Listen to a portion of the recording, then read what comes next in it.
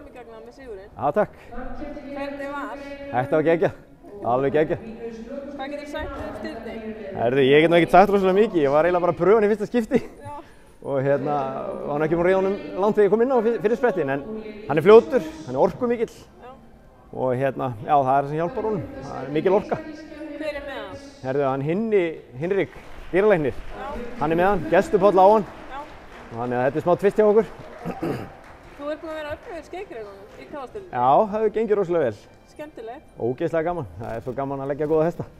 Alveg. Geggjað. Til hamingju. Já, takk. Þegar ég grilla kemur bara SS grillkjöt til greina. Úrvalið er frábært. Við þarf bara að sjá til þess að grilla þetta góða kjöt af snilld og velja girnilegt meðlæti. SS. Fremst fyrir bragðið.